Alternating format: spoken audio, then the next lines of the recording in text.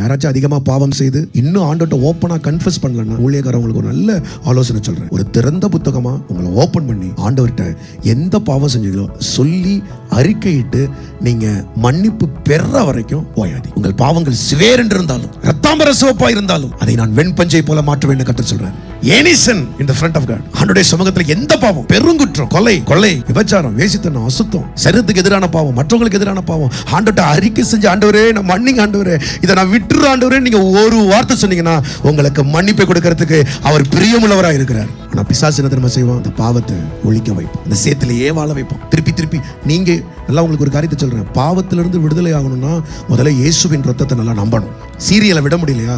நல்லா ரத்தத்துக்குள்ள மூலிகை பண்ணீங்கன்னா அந்த சீரியலை வெறுத்து போயிடும். சப்புணும். யார்ட்டையாச்சும் பேசுறதை நிறுத்த முடியலையா? ரொம்ப அப்படியே இச்சை பயங்கரமா இருக்கா? நல்ல இயேசுவின் ரத்தத்துக்குள்ள ஆவியானவருக்குள்ள உங்களை கழுவும் போது அந்த சேறு உங்களை விட்டு கடந்து போயிடும். பிரதர் சிஸ்டர், ஒரு காரியத்தை சொல்றேன். சேத்தோட கூட நாணல ஆண்டவர் பயன்படுத்தவே முடியாது. சேத்தை விட்டு நாணல கர்த்தர் பிரிக்கணும். ஒப்பு கொடுக்குறீங்களா? ஆமா ஆண்டவரே செய்யறன்றவங்க ஒரு அல்லேலூயா சொல்லுங்க.